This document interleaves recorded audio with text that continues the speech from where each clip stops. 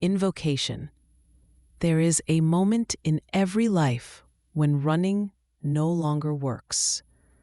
The feet are tired, the mind is loud, and the heart whispers, "Enough." You have chased light in so many forms: success, affection, certainty, peace. Yet the light always seemed to move just ahead of you, like dawn refusing to break. What if I told you that you have been running away from the very thing that could make you whole?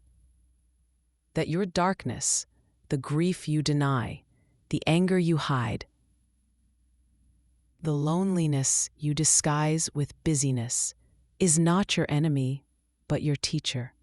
Swami Shivananda Radha once said, "Transformation begins where resistance ends."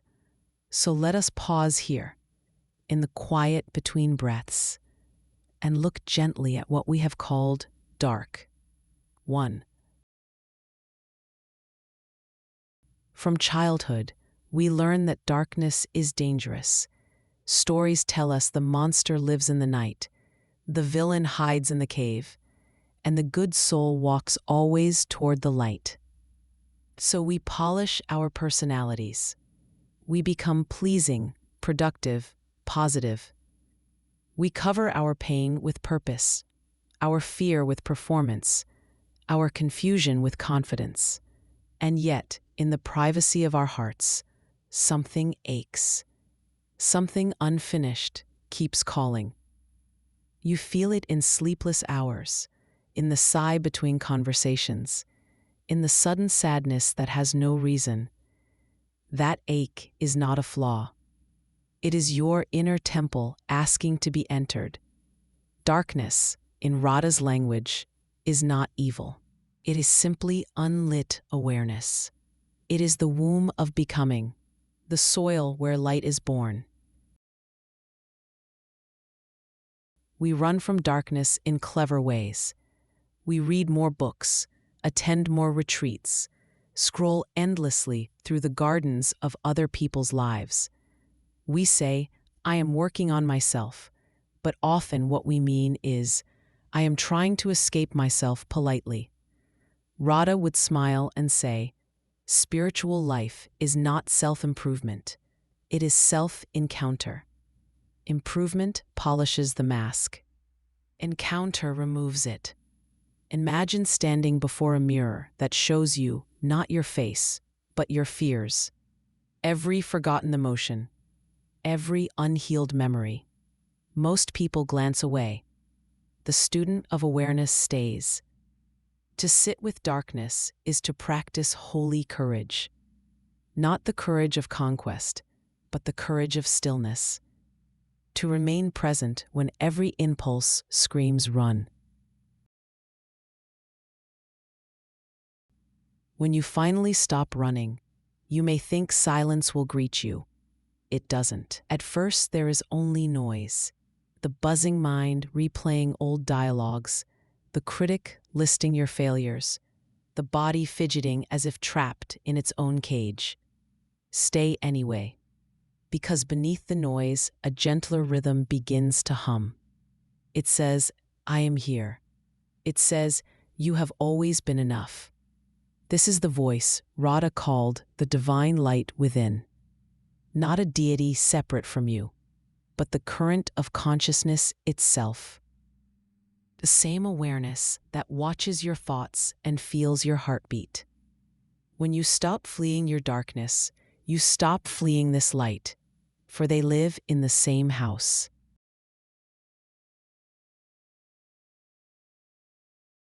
Your ego does not understand this process. It believes darkness means failure. When sadness arises, it says something is wrong. When fear appears, it says, "Fix this quickly." But in truth, these feelings are not interruptions. They are invitations. Imagine a temple at night. Before the priest can light the lamp, she must acknowledge the dark room she stands in. She doesn't curse the darkness. She prepares it for illumination. so too must you prepare your inner chamber. When anger surfaces, do not push it down. Ask, what truth are you protecting? When grief visits, do not drown it in distraction. Ask, what love have I not expressed? Every shadow hides a seed of light, waiting for your attention to germinate it. Radha taught that the spiritual path is less about adding new practices and more about creating pauses in which awareness can unfold by itself. In those pauses, the unconscious rises like mist. Old fears, forgotten desires, unfinished forgiveness, they appear not to punish you, but to be released. You might cry for no reason. You might feel old memories replaying. Let them. That is the water washing the temple floor. Silence is not emptiness, it is cleansing. What you call darkness is the mind learning to live without noise. Within every seeker hides a child who once felt unsafe in the dark. She still believes that love must be earned, that mistakes make you unworthy, that light means approval. When you meditate and pain arises, that child begins to speak. Do not silence her with affirmations. Listen. Hold her hand. Radha often guided her students to speak inwardly. My dear one, you are safe now. You may rest. This is not sentimental. It is practical mysticism. Because compassion, when directed inward, turns fear into wisdom. Sooner or later, stillness will test your sincerity. You will want to run again. The mind will whisper, nothing is happening. But something is happening, something invisible and immense.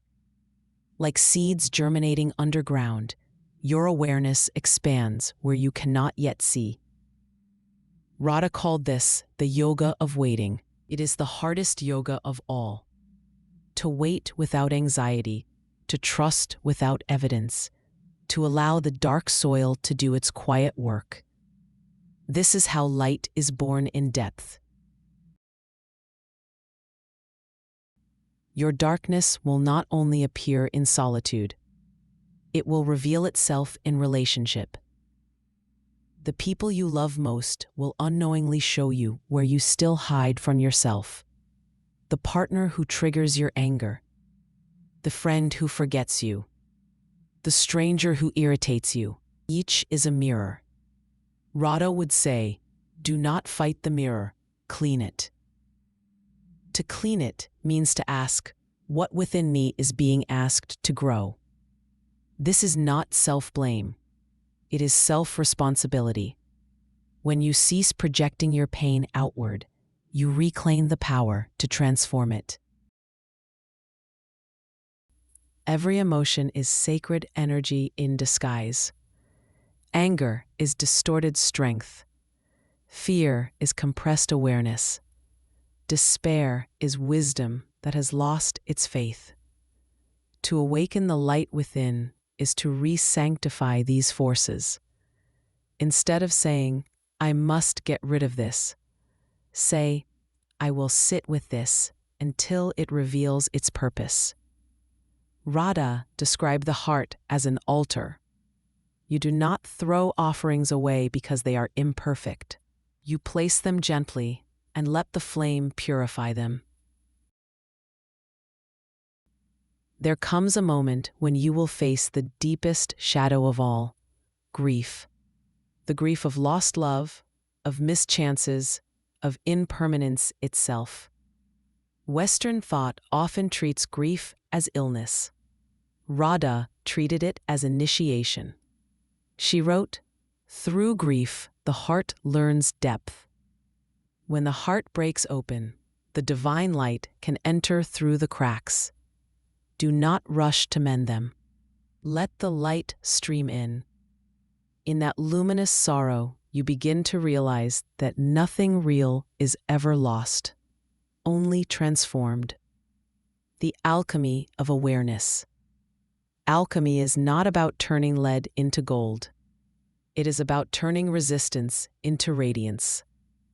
Each time you accept a difficult emotion without collapsing into it, you perform alchemy. You transmute density into understanding.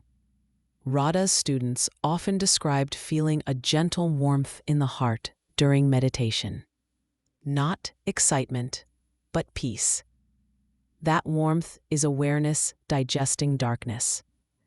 It is the light learning your name again. The surrender of control. Running from darkness is a form of control. You try to curate your inner world to ensure every thought is pure, every feeling noble, every memory resolved. But awareness is not tidy. It is vast. The divine light does not need your perfection. It needs your permission. Surrender does not mean passivity. It means ceasing to wrestle with the flow of transformation. It means allowing light to move through you, even when it rearranges everything you thought you were. Radha would say, "Trust the current. It knows where it is taking you." The fire and the lamp. At first, awakening feels like fire, burning, consuming, relentless. Later, it becomes a lamp, steady, quiet, luminous. The same energy that once caused chaos becomes the source of clarity. This is why running from darkness delays peace. The fire you fear is the lamp being lit. Every meditation, every honest tear, every surrendered moment is oil feeding that lamp. You don't create the light. You learn to stop extinguishing it. A return to simplicity. As light grows within, complex philosophies lose importance. You realize that spirituality is not 1,000 techniques, but one gesture. Presence. Radha loved simplicity. She cooked for her students, swept the ashram floors, and said, "Each act done in awareness is an act of worship." To stop running from darkness is to stop complicating your journey. You breathe, you notice, you love, and the temple shines again. The moment before dawn. All transformation has a moment before dawn, when you think nothing is changing, when the night feels endless. This is where many seekers give up, mistaking stillness for stagnation. But if you stay one breath longer, you feel it. The subtle shift, the first silver in the horizon of the heart. That is the light within awakening. It has always been there, waiting for your surrender, for your stillness, for your willingness to stop running. Practice the inner lamp meditation. Let us end this first part with a simple practice inspired by Radha. Sit quietly, close your eyes, feel the weight of your body, not as burden, but as grounding.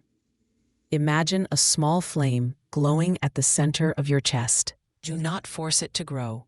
Just breathe and watch. On each inhale, say inwardly, "I accept." On each exhale, "I release." Notice what emotions arise. They are the shadows drawn to light. Let them soften, not vanish. End by whispering, "May this light guide me home." Do this not as a ritual of control, but as a gesture of remembrance. Reflection. When you stop running from your darkness, you do not become holy overnight. You become whole. You begin to live from the center, where light and dark meet without conflict. That meeting place is freedom. That meeting place is God seeing itself through you. The light that watches the storm. Every seeker eventually learns that awakening doesn't erase storms.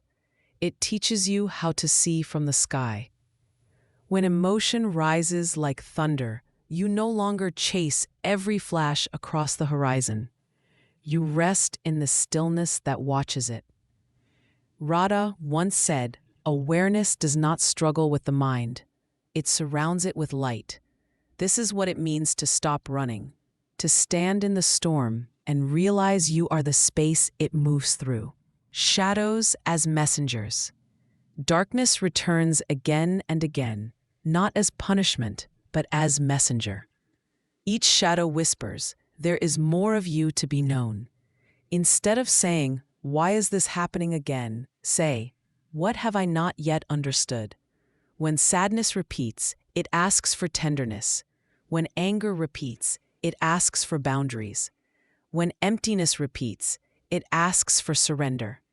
The student of awareness listens, and in listening, the shadow dissolves. The Divine Mother within. There is a sacred energy Radha called Shakti, the living power of transformation. It is both fierce and compassionate, the mother energy that burns illusions and embraces what remains. When you invite this Shakti, you begin to mother yourself. You hold your pain without judgment. You speak to your fear as you would to a child. "I see you. You may rest now." This inner motherhood is the highest form of strength. Because when the feminine within you awakens, she no longer runs from darkness. She illumines it with love. The temptation to return to sleep. After glimpses of peace, the ego will whisper, "You've done enough, go back." It will tempt you with comfort, with distraction, with the familiar ache that once felt safe. Be gentle, but stay awake. Radha warned that the spiritual path does not end with enlightenment. It begins there, because seeing light is easy. Living from it is the art. Do not chase constant bliss. Let awareness become ordinary, as natural as breathing. The humility of illumination. When light first breaks within, you may feel powerful, radiant, certain. But soon, humility arrives, and you understand that illumination was never your accomplishment. The river does not boast that it reached the sea. It simply flows. Radha's presence carried that humility, quiet, grounded, luminous. She said, "When you touch the divine, you bow automatically. There is nothing else to do. So bow often, to life, to lessons, to the mystery that moves you." The integration of opposites. Light and dark are not enemies. They are dance partners. One defines the other. Without darkness, you could not perceive light. Without light, darkness could not reveal depth. Integration means holding both in awareness without preference. To love your joy and your sorrow equally is the beginning of true freedom. Radha described this as the marriage of Shakti and Shiva within, the union of movement and stillness, form and emptiness, human and divine. When that inner marriage occurs, you stop searching for completion in others. You realize you were already whole. The courage to remain soft. The world often mistakes softness for weakness, but it takes immense courage to remain gentle in a world that rewards hardness. Darkness tries to harden you, to make you cynical, guarded, unfeeling. Light softens you again, not into naivety, but into compassion with boundaries. To stop running from darkness is to allow softness to return. You can face cruelty without becoming cruel. You can meet sorrow without becoming bitter. Radha called this strength through surrender. It is the strength of water, yielding, yet unstoppable. The practice of daily light, awakening, is not a single revelation. It is a daily remembrance. Morning, before you rise, whisper, "May the light within me guide my actions today." Noon, pause for one conscious breath. Let awareness refresh you like cool water on warm skin. Evening, place your hand on your heart and thank the darkness for what it showed you that day. Gratitude seals transformation. These small rituals turn ordinary time into sacred rhythm. To live in light is not to preach it. It is to embody it so quietly that others feel safe in your presence. You will notice that people soften around you. speak truth they didn't know they carried. Not because you taught them, but because you saw them. Radha's gaze had that power. Students said it felt like sunlight passing through water, warm, clear, unjudging. When you cultivate this compassionate gaze, you become a mirror in which others glimpse their own light. Awakening naturally flowers into service. Not service from obligation, but from overflow. When your inner lamp burns steadily, you wish to share its warmth. This is not martyrdom. It is joyful participation in the divine current. Radha founded her ashram not to escape the world, but to sanctify it. She said, "Serve where you stand. That ground will become holy." Every act, however small, after years of seeking, you may discover that what you were chasing was never meant to be understood, only lived. Mystery is the womb of faith. When we no longer demand certainty, you begin to live in trust. Radha's path was called yoga of awareness, not yoga of answers. Awareness opens the door, answers close it. So let the unknown breathe through you. Let not knowing become your companion. All this, the silence, the facing, the surrender, leads to what mystics call the second birth. Not the birth of the body, but of consciousness. You realize you are not the stories you tell, nor the fears you hide, nor the image you polish. You are awareness itself, timeless, radiant, whole. Radha described it simply. You discover that you were never the seeker, only the sought. At that moment, running becomes impossible, because there is nowhere left to go. How does life feel after awakening? Ordinary, and yet utterly new. You still wash dishes, pay bills, comfort friends. But every act hums with quiet presence. You are not acting as the light, you are acting from it. You become patient without effort, kind without calculation, content without reason. This is not perfection. It is participation in the rhythm of being. If it floats too high, it becomes fantasy. So she brought light into daily life, into laughter, cooking, gardening, music. She said, "Do not look for God in heaven. Find the divine in how you wash a cup." When you stop running from darkness, you stop dividing life into sacred and mundane. Everything becomes practice, every moment a doorway. One awakened heart silently influences thousands. Your peace becomes contagious. Your calm becomes a refuge. Even your silence teaches. You may never know who you've touched, but the light travels from word to gesture, from glance to thought, until it reaches places your mind could never imagine. Radha's own light continues this way, flowing through those who remember her wisdom. Now, through you, it continues still. There remains one last test. Can you remain awake when life breaks again? Because it will. Loss will visit. Change will arrive uninvited. If you meet them with the same still awareness that once faced your inner darkness, you have passed through the circle. You no longer ask, "Why me?" You ask, "What now is love asking of me?" That question turns every ending into a beginning. The heart that once feared has become the lamp of compassion. You have not escaped darkness. You have absorbed it into light. And in doing so, you have become a sun. May the darkness in you find rest and light. May every shadow reveal its lesson. May your awareness be strong enough to see and gentle enough to love what it sees. May you remember that you were never chasing light. You were remembering your own glow. Pause. Breathe. Listen. There is a silence inside this silence, and it knows your name. The journey was never about finding something new. It was about turning toward what has always been here. When you stop running from your darkness, you do not destroy the night. You become its morning.